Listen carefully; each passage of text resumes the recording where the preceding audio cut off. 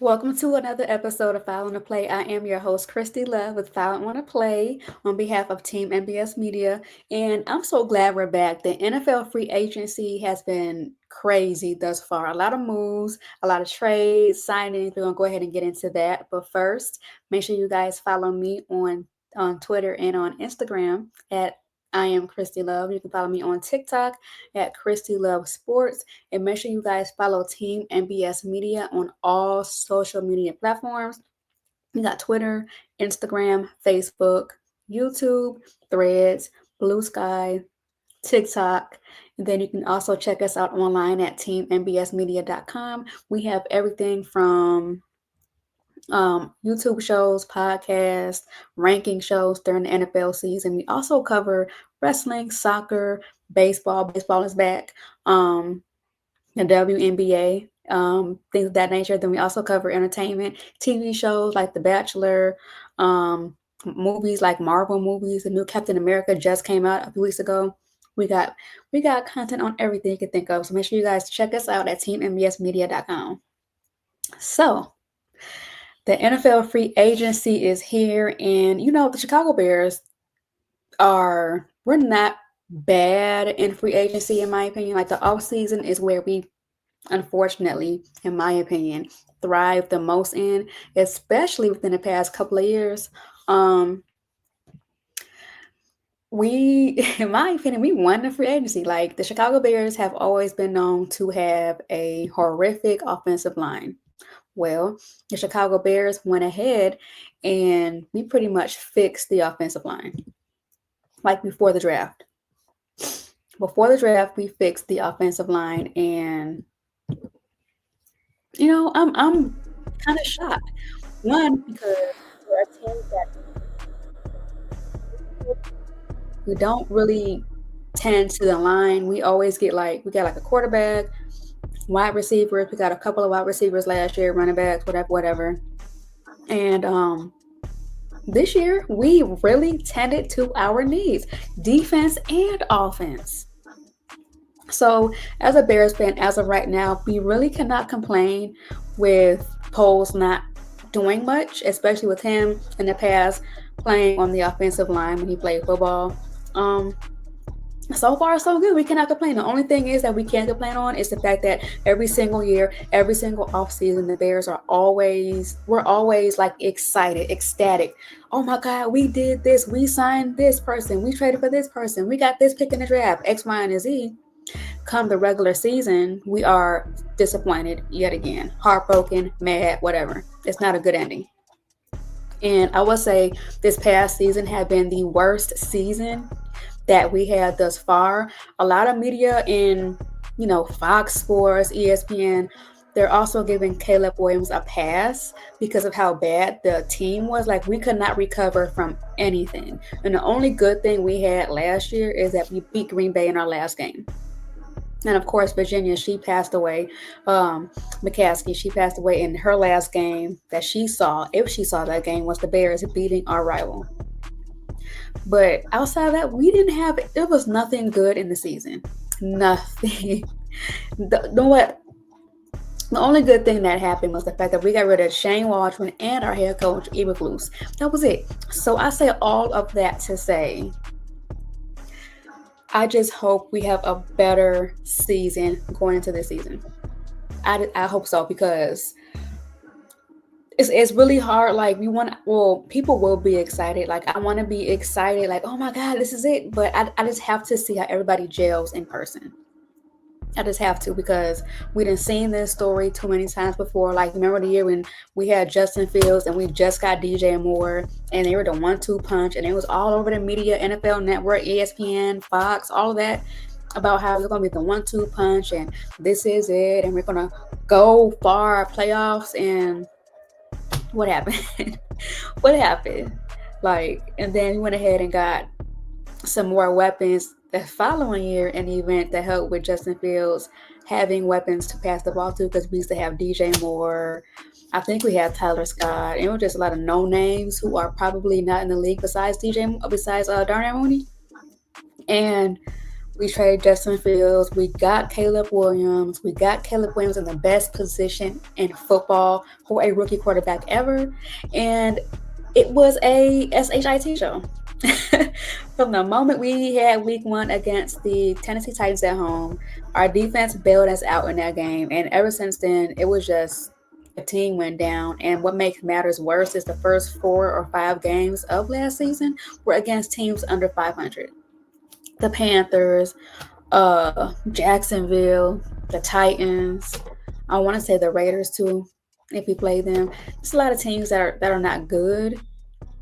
Even though we beat them, they were not good. And then when it came for the second half after that London game, the Chicago Bears played top contending teams. And ever since that Hail Mary against the Commanders, and prepare for them to bring this up because we play Washington again this season. I don't know why, but we do. But ever since that Hail Mary or that game against the Cardinals in Arizona, we just went real quick. And it just got worse, and worse. So I say all of this to say, we've seen this story with how the Bears have had a decent offseason. We had a good offseason. We signed the players that we needed, and come time for the regular season, we just fell flat on our faces. So I don't want that to happen this year. I don't think it will, because we got the biggest fish in the head coaching pond, Ben Johnson. We got a couple of great pieces to our offensive line, which one of them won 3 rings with the Kansas City Chiefs, a 2-time Pro Bowler. We got Grady from Atlanta. So we have pieces that meets our needs, because as you all know, Caleb Williams did get sacked 67 times last season, and a lot of people have been saying, Caleb also played a huge part in that, because he will hold on to the ball, break, have a clean pocket, can't find nobody open, and then just run to the sack. I don't know why he does that. Throw the ball away. Throw the ball away. I've been saying that on my podcast forever. Throw the ball away. And he just don't do it. So hopefully that will change going into next season too. Because baby, this ain't it. So with that being said, let me go ahead and run down a couple of signings and trades the Chicago Bears went ahead and did to make this offensive line, I guess you can say, flawless at the moment. First and foremost, the Bears went ahead and traded for Jonah Jackson, who came from the LA Rams, aka Darnell White's twin, because they look like they can be related, like for real. We traded our 6th round pick to go ahead and get Jonah Jackson. Something about him, he played his first year with Ben Johnson, so there's some familiarity there. But he played 4 years with Detroit, and then his last year he played with the Rams. So Jonah Jackson knows what Ben Johnson wants, what he's looking for, his needs, to go ahead and help his offensive line to understand that much more better with expectations going into the season. Last year with the Rams, he was hurt. He did have injuries, but the Rams did see some potential and praised him and went ahead and gave him up for a 6th round pick, which is a good signing. And the Bears are also going to cover the remaining of his contract, because he is owed $17 million, and the Chicago Bears are going to go ahead and cover that. That's a great signing, in my opinion. Great signing. Jonah Jackson, in my opinion. He'll probably be at the left guard spot. Left guard or right guard. He can play either or. So that's what that is. But this is a great signing. He's better at stopping the run than stopping the pass, in my opinion. So he'll go ahead and stop the run real quick. Let's go ahead and go into our next person that the Bears went ahead and got. We went ahead and got the Kansas City Chief O-lineman Joe Thuney for a 2026 4th round pick. Great signing. Great Great signing. Something about Joe Tooney. He is 32 years old. He is, in my opinion, his strong suit is stopping the pass. He is fifth in the NFL when it comes to pass blocking, and that speaks a lot of volume. Plus, he played with Patrick Mahomes, and he got a couple of rings under his belt. He's a good veteran to have in the locker room and on the line because he knows what it takes to win and to get to the Super Bowl, something that all teams are trying to get to every year. So this is a great signing. He's a two-time Pro Bowler. Last season with Kansas City, he allowed 25 pressures. He had over 1,000 snaps, and I believe he had no sacks. So this is a great, great, great signing. A great signing. Like, I don't know what else to say. This is a great signing. He is 32 years old, but he still got it. And then his pass blocking percentage is 90.2. What more can you say? What more can you say?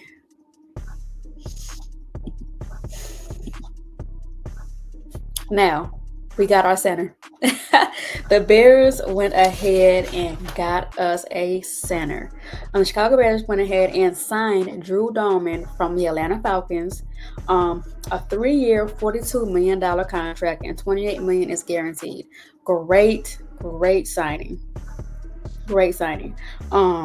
So our offensive line is set because we have Braxton that's probably going to be at the left tackle, my bad. Then we're going to have Tooney at left guard. Tooney can play, any spot in my opinion, but he's probably going to be at the left guard. Then we have our center, Drew Dalman. Then we have right guard, Jonah Jackson potentially, and then right tackle down there right. Like, that's pass protection that Caleb needs. So hopefully now he got some guaranteed concrete protection in the pocket. This can now help Caleb Williams be his best with throwing the football. Now we got the line, and the other half is he needs to don't hold on to the ball for a very long time. Like, hike, look, throw. You have the protection, strong protection. So there should be no excuses. Like, there's no excuses. Now, I'm not saying he's not going to be sacked at all. Because, let's be realistic. But I don't expect him to get sacked no more than 30 times. And that's a lot, in my opinion. That is a lot. But that's like, compared to 67, 30 is like light work. I may sound crazy, but you know what? I don't care. 67 is beyond nasty work. Nasty work. Let's go ahead and talk about some other signings that the Chicago Bears went ahead and did. The Chicago Bears went ahead and signed defensive tackle Grady Jarrett from the Falcons. So we have 2 Falcons players. Yes. Let's talk about him. He was released from the Atlanta Falcons after 10 seasons. The Bears went ahead and signed him. He's on a 3-year, $43 million. 28 is guaranteed. He was Atlanta's best defensive tackle. And after 10 years, he's gone. It is what it is. He is a run stopper, and he is 31 years old in age. It is a upgrade in my opinion, especially with Billings, with him being injured. So this is a great signing. And I just watched his press conference along with Jonah Jackson, Tooney, Ryan Post, and Ben Johnson. I like Grady. I like him a lot. I like how he talks. He's mature. He's blessed and he wants to be here. He's ready to work, and I love that. So this is a great signing, and I cannot wait to see this man out on the field. I cannot wait. Another sign up Chicago Bears went ahead and did is we signed defensive end Deo. I'm not gonna say his last name and mess it up. From the Colts. We went ahead and signed him on a 3-year, $48 million deal with $32 million guaranteed. Something about him: he's 6'6", 283 pounds. From doing my research, he will be a good fit for Dennis Allen's defense. So this is a good signing. Production, it wasn't the best. He had 16 sacks in 3 seasons. We're just hopeful that his protection protection. His production can go ahead and get better playing alongside Montez Sweat. Sweat can go ahead and give him some points and some pointers and some tips to go ahead and get his production up. I do expect it to be a lot better this year, but we'll go ahead and see. But those are some of the signings the Bears went ahead and did. We also signed a tight end. Another tight end, more so for blocking than receiving because Kokomet is going to be at receiving. Um, Durham's I can't say his last name. Sorry, from Miami Dolphins. We signed him on a 1-year deal. It's a cheap deal. He had his best production last year with the Miami Dolphins. He had 366 receiving yards on 35 catches. That's decent. But like I said, he's going to be there for depth and more likely for blocking. We'll probably get another tight end in the event Cole Kmet does get hurt, because if Cole Kmet get hurt, then we got to rely on Durham, and his production is not there, then I don't know. I'm sure it will get better under Ben Johnson's offense, in my opinion. But hey, but that are some of the signings the Chicago Bears went ahead and made. I just really hope that, like, I'm not about to have my expectations wild and crazy as of right now, because this is pretty much a new team all around. Like, we still have the same wide receivers: DJ Moore, Keenan Allen, Roma Dunze. We got Caleb, of course. We still got Cole Kmet. And then on defense, we still got Sweat, Jaquan Brisker, Kyler Gordon. So I just want to see some improvement. Like, we're seeing improvement now outside of football. We having all these trades and these signings and signing to these good contracts. Now it's time to translate this over onto the field. And that is the biggest problem the Chicago Bears always have. We can never translate how good we are on paper on the field. Last year should have never happened. Like, how bad we played, that should have never happened. Because we were too freaking talented. Like, defense, when we got rid of Flus, our defense went flat. Like, I get it. Flus can coach defense. Like, I'll give him that. But I just feel like our defense still should have produced better numbers after we got rid of Flus, in my opinion. But what can I say? I just want to see us playing better. I want to see us playing better. Like, the bare minimum, in my opinion, is to be in the wild card conversation. Like, we have a wild card spot. Now, how far we go after that, is, in my opinion, optional, up to them. Because, of course, the goal is the Super Bowl. However, being realistic, we need to be in the wild card conversation. Like, that's minimum. That's minimum. We should not miss the playoffs at all. Whether if we win or lose, a different story. But making the playoff should be like a short-term goal. Winning 10 games, first or second our division, wild card, short-term goals. That's it. Detroit got rid of all their coaches just about, so they might take a turn the opposite direction. The Vikings, they probably still going to be good. They just resigned Chris Jones. And then we have the Packers. They still have Jordan Love. The Packers, we can beat them. We beat them with less. Less with the interim head coach. So we can beat them. I'm not worried about them. So the division literally can be anybody's again. Will it be the toughest division in football again? Probably not. But we can take it. We can take the division. But baby steps. Baby steps. Get Caleb more comfortable. Make his production higher.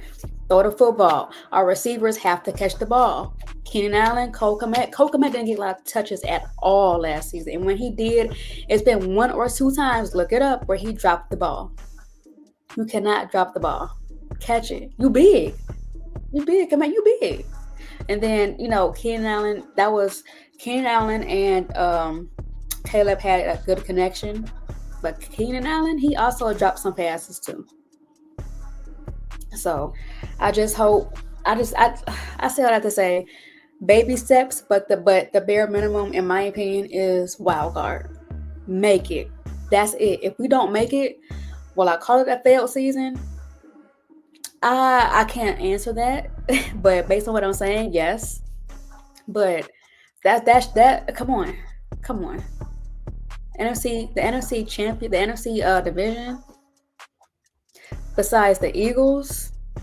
Come on. In my opinion, come on. Come on. So let's go ahead and switch gears. I do want to talk about more of the free agency because a lot of moves have been made. I know I'm going to talk about it. You guys know I am going to talk about it. Justin Fields went ahead and signed a 2-year deal with the New York Jets. I'm not mad at it. I would really hope he would have stayed with Mike Tomlin, especially with the Steelers getting DK Metcalf. So now you got DK Metcalf and you got George Pickens. But he went where the money is at. Like it's interesting to see what the Pittsburgh going to offer Justin to stay in Pittsburgh because they said they wanted him. But I get like last year competing for that spot. He played the first 6 games I want to say before Russ came back because Russ was the original starter. But Russ got hurt at the beginning of the season, and Justin Fields did what he had to do. But that was Russ's spot. So I get it. Now you have a clean slate. You with the Jets. The Jets. I don't expect playoffs. I want him to go because Justin Fields deserve it because he went through so much crap in his career. He did. But with the Jets, he signed a 2-year, $40 million contract, which will include $30 million guaranteed. He went where the money resides. Where the money resides. Where the money resides. Where the money resides.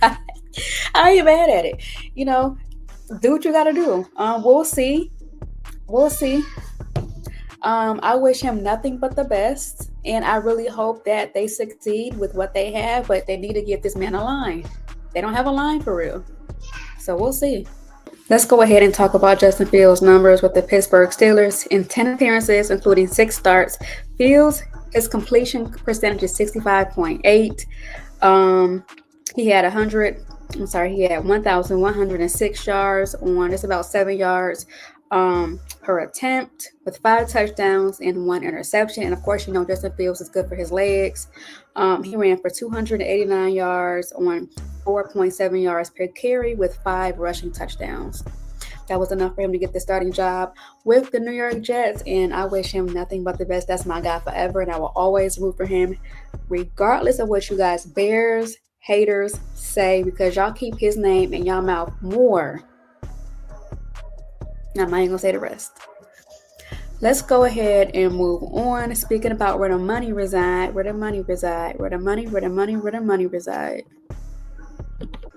Myles Garrett. Myles Garrett. This man requested a trade out the Cleveland Browns, and the money changed his mind. This man got paid. Shout out to his agent, because I think his agent is the same woman that represents Jalen Hurts from the Eagles. And she went ahead and got this man a mean bag. This man signed a 4-year, $160 million, $123 million guaranteed. This man got paid, y'all. This man went from, I want to be traded out of Cleveland, to being a Brown forever in his career. This just made him the highest paid non-quarterback of all time. He got paid, and I love that for him. Clearly, he cares about money than winning, because you could have went anywhere else that was a different team that was more prepared and more able to get farther in the playoffs than the Browns, because where the Browns going? Where the Browns going? If I'm not mistaken, they're in the same division as the Pittsburgh Steelers, the Baltimore Ravens, I think the Giants too. Who are they beating? Who are they beating? Who is the Browns going to beat? Nobody. So he shows money over winning, and that's perfectly okay, because that's where the money resides. That's making sure your family is stable. With the Bears would have loved you. Defensively, and the Bears would have welcomed you with open arms. We had them. Well, we didn't have that much money, but we would have made a way. Oh my God. If we would have had Myles Garrett on the Bears, our defense is already nasty. nasty, and he was still decent while hurt. We didn't have Jaquan Brisker for like the rest of the season. He played 5 weeks and had a concussion. And ain't played since October. Like, anyway, that's wishful thinking. Talking about getting the big fish, he's a big fish. But he went ahead and signed the money, got the bag, and I wish him well because, baby, you're going to need it with the Browns. Y'all need it because y'all was sorry last year. But I want to go ahead and talk about somebody else who got a mean bag that I love and appreciate so much. Josh Allen. Josh Allen. He went ahead and signed an extension with the Buffalo Bills. He got a 6-year, $330 million contract, which includes $250 million guaranteed. MVP. A lot of discussion between him and Lamar, who should have got MVP. Either or, in my opinion, I would have been fine with, but Josh deserves it. Like, he made the team around him better, in my opinion. I'm not a Bills fan per se, but I do like Josh Allen and what he do, what he proves, how he wins, and he do whatever it takes, and it's well deserved. It's well deserved. I was really hoping that they would have went far. They just can't beat Kansas City in the playoffs. Like, they beat them in the regular season. Like, that was the only loss that the Chiefs had in the regular season was against the Buffalo Bills, but they couldn't beat it when it mattered the most. So, but he deserved it. He deserved it. He deserved all the bag. Nothing else to say. Hopefully next season, this coming up season, they can go ahead and make an appearance in the Super Bowl because that's the last thing. You know, he's getting married to a beautiful actor, and he has got MVP. He got a contract extension. I think he still has James Cook. So let's see what's going to happen for Bills Mafia. For Bills Mafia. Okay, I do want to touch on this. The Colts went ahead and signed Daniel Jones. They went ahead and signed Daniel Jones to a 1-year, $14 million contract.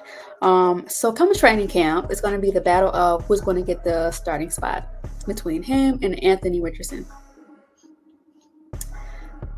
Both quarterbacks have pros and both have cons, but this is going to be interesting to see who's going to get that starting spot. I'm rooting for Anthony Richardson, but I don't know. We just got to see. This is very interesting. But I do want to go ahead and switch topics. I do want to talk about something that has been, that's currently going around the league. It's basketball, of course. It's about Stephen A. Smith and LeBron James. I have a clip of what Stephen A. Smith said on ESPN to make LeBron James go ahead and pretty much check Stephen A. in the middle of a game in LA. And I'm going to go ahead and play the clip, and then we're going to go ahead and talk about it right after. Possibly can be towards LeBron James.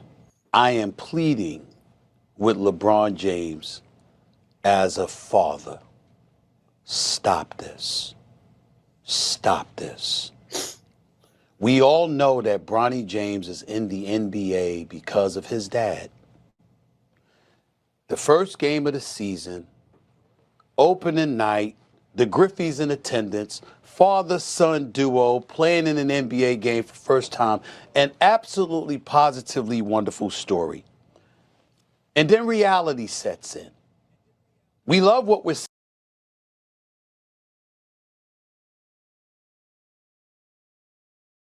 G League, because that's where you belong. As you hone your skills and you get better, and you legitimately earn, which I believe he has the potential to do. I am rooting for Bronny James. It would be cruel to root against him. He's a wonderful kid. I wish him nothing but the best. But he's LeBron James' son. And everybody knows what attention that brings. Molly, Doggy, put them up on the screen because I want to see their face when I say this.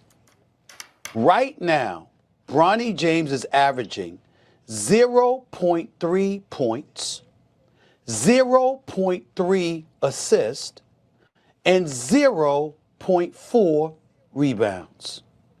You know what people are saying. You know what they're going to do to this kid. You know what these numbers mean. You know what it's going to do to your son, to people who are missing out on opportunities, that are busting their tail on other NBA teams in the G League in Europe and everywhere else, what kind of opportunity they're starving for. You're exposing your son like this. I'm not trying to be disrespectful in any way. I'm simply saying to have that moment on game one of the NBA season is one thing. To propel it to a point where he's on the bench, he's in uniform, he's taking up a roster spot, and now you're giving him time in the first quarter, and you see the absence of production. How are you helping him? I just don't get it. All right. So that was the clip of Stephen A. Smith before LeBron went ahead and checked him about keeping his son's name out his mouth. In my opinion, okay, I'm a parent. I have a daughter. She's 7 years old. I get the whole I want to play in the NBA with my son because that's my son and that's just a dream of mine. Something about me, I'm also a licensed cosmetologist. I've been doing hair for the past 4 years. I would love if my daughter woke up and was like, hey, mom, I want to do hair. And me and her have our own salon together doing hair. Or I love sports. I love talking about basketball and football. And my daughter, she's not into basketball. She like football. She like Justin Fields. She like Christian McCaffrey, whatever. Hey, mom, I want to do the podcast with you. And she might right now. I would love that. Like maybe we have our own TikTok channel, me and my daughter talking sports. I would love that. However, LeBron won. He picked the wrong time, the wrong place, and the wrong time to check somebody about your kid. Now, Stephen A. Smith, in my opinion, he basically called Bronny James trash without saying he's trash. If you watch that clip, he basically put up his numbers. He's averaging less than 1 in everything. Points, rebound, and assists. He said, you know what the people are saying? You know he's garbage. You know Bronny James right now is playing trash. And the only reason why he's in the NBA as of right now is because of his dad, LeBron. Like, we all know that. He was the 55th pick in the NBA draft. He should have stayed an extra year in college to get better. In my opinion, I know LeBron loves his son to death. Like, that's his dad's son, whatever. You should have made sure your son was more prepared to enter the league than he was, like he is now, because he's averaging less than 1 in everything. He can't even get a rebound per game. How do you get a half a rebound?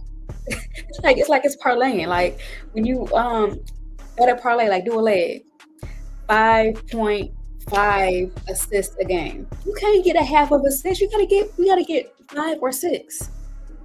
But anyway, I'm getting off topic. LeBron, he is not wrong in defending his son because that's his kid. Any parent will do the same thing. On national television, pointing out my kid's flaw in basketball. Basically saying, you know what it is. In Stephen A. defense, he did say, no disrespect at all. He loves Bronny. He's rooting for Bronny, whatever. But he laid out the facts. Bronny is trash in the NBA. He is. Like nobody can hide it. He's in the G League for a reason. And the only reason why he's playing is because of LeBron. LeBron said, if my kid can't play here, I'm not playing here. And who's going to let the king, LeBron, who's going to let him walk over that? Like, the Lakers made it happen. But be realistic. And if your son is that garbage and you're LeBron, do whatever. I'm not saying he's not. Do whatever you have to do to make sure your son is that much more better. Because he got that pressure of, oh my God, my dad is LeBron James. I got to make sure I'm just as good, if not better, than my dad, LeBron. Same for Jordan kids. Trash. One of his kids played basketball and was garbage. Scottie Pippen, his son in the league. He's doing okay. Bronny, his stats is nasty and not in a good way. So I get the parent aspect around it, but LeBron really should have called Stephen A. Because I'm sure he could have got in contact with Stephen A. the moment he heard what he said. but he chose to wait until the game, knowing he's going to be there. Maybe not, he didn't know, but it was a chance he was going to see him there. Keep your son's name out your effing mouth. LeBron, be for real. You could have had, like Stephen A. Smith said on First Take, your agent has my number. Your agent could have been like, hey, LeBron, I want to talk to you. And he would have flew out to wherever he was at. Simple. But you decided to be dramatic, which I get, you're a parent. And caused that like 10-second scene in the Staples Center. And now here we are. Everybody's talking about it. So, in my opinion, Stephen A. did absolutely nothing wrong. He did his job because, like, I'm in media. I have my own podcast. I'm in Team MBS Media. Like, we all would have said it. Bronny James is averaging what? 0.3 points per game, 0.6, whatever the stat was. We all would have reported it. We, who's not on ESPN, probably would have said a lot more than what Stephen A. said. But Stephen A. Smith said, in short, your son is trash, and the only reason why he's here is because of you, and you set him up for all this extra pressure around him, and he's trash. Like, come on. Like, I don't even think like this topic deserves this much stock because of, you know, what it is, but here we are talking about it. But like, parent LeBron, I would have done the same thing. Like, don't talk about my kid like that. I would have had a different approach. Hey, can I talk to you for a second? I don't appreciate you saying X, Y, and Z about my daughter. Is there a problem? Like, what's the issue? Let's talk about it and try to find a solution, you know. But being a parent, you don't think like that. You want to go ahead and react, and let people know don't play with me and my kid. And I get it. He ain't wrong in that aspect. It's just the time and the place he was wrong for it. So, now Stephen A. is on First Take and on Give It Arena's podcast. Everybody's talking about it, and it's just like, you know, it happened. Stephen A. went on First Take and apologized and moved on, and now, you know, here we are. So, but I agree with Stephen A. with everything he said. You know, and I don't want to tell anybody how to parent, but if you was really concerned about your son, why didn't you convince him to play an extra year? Like LeBron, like, you're not retiring this year. He could have been spent one more year in college, gotten that much more better. Plus, he had a health scare. He had a whole health scare last year, I think it was. Wait one more year, and then get drafted the Father's Coming Up draft. The Lakers, and he would have been maybe a little bit better. But it didn't work out that way. So I don't know. I get both sides. I agree with Stephen A. wholeheartedly. He did his job. Like he said, on First Take, he is a journalist. He grew up being a journalist, and you have to report the facts. And the fact is, your son is trash, and that's your son. And you put him in this position. You put this much pressure on him. You did X, Y, and Z. And now people are going to talk about your son. You got to prepare your son for the haters, the naysayers, the whole nine. Like, media prep him. He just has to. LeBron got to get over it because people are going to say Bronny is trash. I will say it. Bronny is trash. It's a chance that he won't even say this. He's trash right now. That don't mean he'll be trash forever. Your dad is LeBron. Like, do whatever you have to take to get better. Like, your dad is one of the best basketball players in the NBA, period. I don't know. That's just my opinion. But I do want to go ahead and move on. Speaking of basketball, as you all know, it's almost time for the NBA playoffs. Like, I don't know about you guys, but I'm almost happy this season is almost over. Something about me, I am a avid sports bettor. I bet all the time, not as bad as I used to be since football's over with, but I don't know about you guys, but have you guys been winning parlays? Like, be for real. Have you guys been winning parlays? Like, I made a bet last night, Tuesday night, March 11th. I did a 4-man.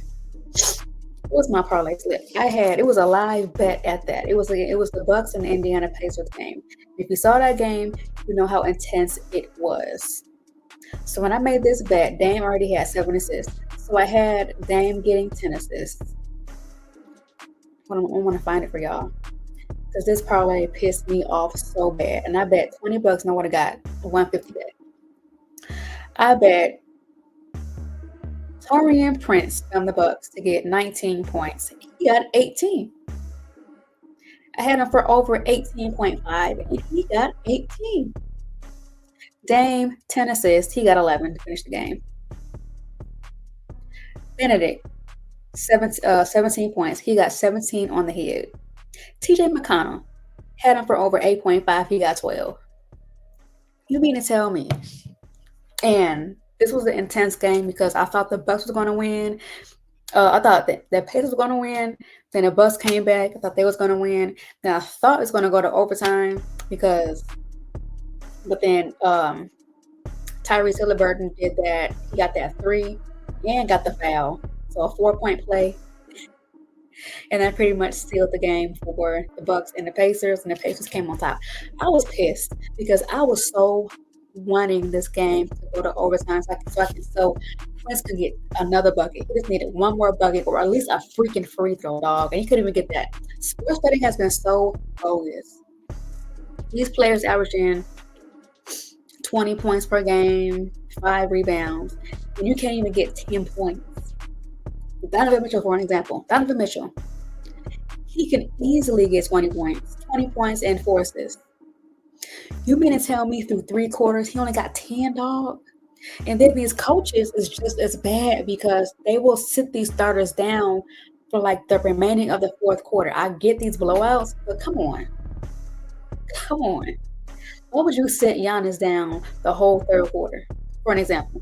Come on. Why would you not put in Kobe White and he's the only one making shots on the Bulls when he done it? Like, what's going on? That's just me. And a lot of sports bettors online that I've come across feel the same way. It's just like, y'all average this, and this. Your last 10 games, you've gotten over 10, but tonight you want to get 10? Make it make sense. It don't make sense. But anyways, that's my little rant about parlaying. A lot of folks are waiting to bet on baseball. Baseball, in my opinion, is the most hardest sport to bet on because it's so freaking unpredictable. You don't know who's going to get a home run. A lot of people bet on first inning, no runs, which I kind of think I won once or twice last year. Home runs is hard. RBIs is maybe the easiest in my opinion. I will probably always bet the under depending on who it is. That's just me. But anyways, let's move on. The NBA playoffs is quickly coming. It's quickly arriving. And to give my honest opinion, the Cavs can take this all the way. Why? Because they're currently on a 15-game winning streak. They got the playoff berth. They're sitting first comfortably in the Eastern Conference. They are. You know, like when the season started, like the Cavs were the only undefeated team. Like they just kept winning. You know, they lost a couple of games. They were down like 20, and they came back in the second half and won. I think that was against Boston, I want to say. Yep, like maybe 3 weeks ago when the Cavs played Boston in Boston. In the first quarter, they was down like 15, 20, I want to say. And you see Jason Tatum all riled up, excited. Man, please. The Cavs might do it. If they can stay healthy, Donovan can stay healthy, Mobley, they can stay healthy. Garrett, man, please. The Cavs, I have the Cavs winning the finals. But don't count everybody out yet. In the Eastern Conference, you have the Celtics. They're sitting at 47-18. They're currently on a 5-game winning streak. Then behind the behind the Celtics, you have the Knicks, the Bucks, Pacers, Pistons, Atlanta, the Magic, and then you got the Heat and the Bulls at the 9th and the 10th seed. So the playoffs were to end today. The Bulls and the Heat will be the buy-in team, and whoever win that will play the I think that's how it goes. Or it's the 8th and the 9th seed. One of the two. Oh, no, I'm saying it right here. Yep, it'll be the 9th and the 10th seed playing for the buy-in. Then you got the 7th and 8th seed.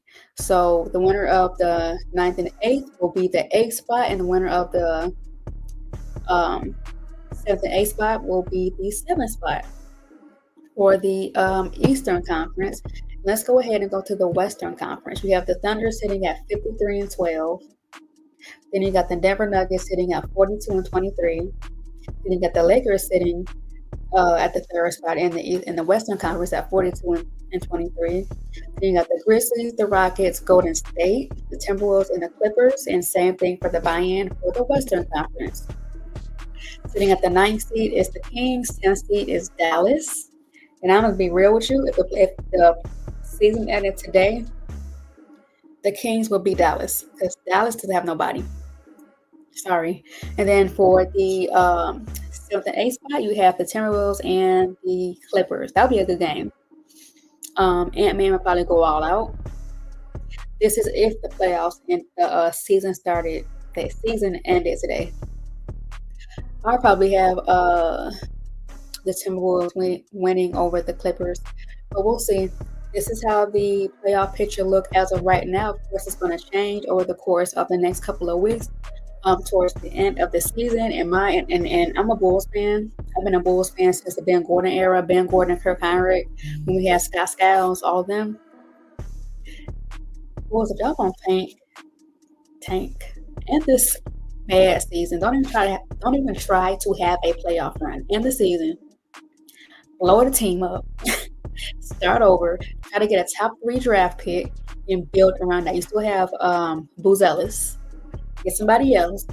So have Kobe White, build around them, get rid of Patrick Williams, and get rid of Vooch and start over.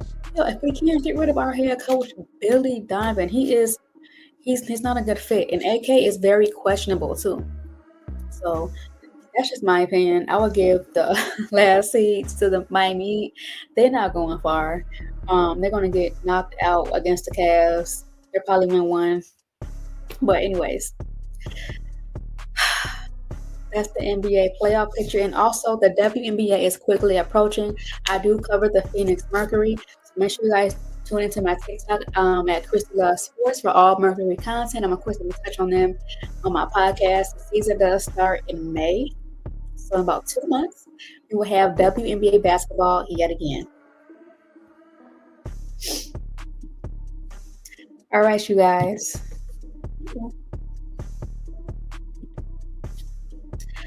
All right, you guys. So this concludes another episode of Fire on the Plate. I am your host, Kristy Love. On behalf of Team MBS Media, thank you guys for rocking with me. I'll be back next week talking about more NFL talk. We're going to get closer to the draft, talk about draft picks, how we can align. We can primarily focus on drafting. I know the Bears want what's his name? I can't think of the running back's name. At the 10th spot, I don't think he's going to make it to the 10th spot, in my opinion. I know he have a clip out there saying how Chicago look nice, but that don't mean somebody else is going to grab him first. And then also, Bears fans, something that you guys wanted that I did not agree with, Khalil Mack. I love Khalil Mack. You know, he came here in 2018. He had a good year. Outside of that good year in 2018, in my opinion, he has not done much of anything. And plus, he's like 34 years old. Why did y'all want him on Chicago? Why? Of course, he signed a year with a deal with the Chargers, so he's staying in LA. But why do y'all want him? Why? He's old. If anything, I want what's his name? Josh Sweat. I think he's 1 year older, but come on. 1 year older than the guy we just signed, but come on. There's no need for a reunion for Khalil Mack. There's no need. Because y'all gonna be disappointed. Yes, he had a decent year last year with the Chargers. But y'all would be disappointed if that man at 34 years old came to Chicago on the Bears defense and not produce. We should have left him. Y'all know how y'all are. Y'all Bears fans know how y'all are, know how impatient y'all are, and know how quick and easily y'all get riled up. So the Chargers did right by keeping Khalil Mack. You know, it would have been cool. Oh, it's Mack. He's back. Time for that Mack attack. No, dog. We fine. We cool. I think I was like one of the only Bears fans that did not want Khalil Mack. But that's neither here or there. Thank you so much for rocking with me. I am your girl, Kristy Love. Follow me on TikTok at Kristy Love Sports. Follow me on Twitter and Instagram at I am Kristy Love, as you see down here. Follow my team, my amazing team, Team MBS Media, on all social media platforms: Twitter, Instagram, Facebook, TikTok, YouTube, Threads, Blue Sky, TikTok, and online at teammbsmedia.com. We are amazing. We have content for y'all. We also have a draft show coming up. And I know last year we had a draft show and everybody on the team came on and talked about the potential draft picks, potential moves, and our outlook on our team coming into the new season. So I should be on there again this year. Hopefully they ask me back. And we'll talk everything Bears, draft, signings, and more. But I'll be back next week talking more Bears football, more NBA as we're getting closer to the playoffs, and a lot more. Thank you. Bye.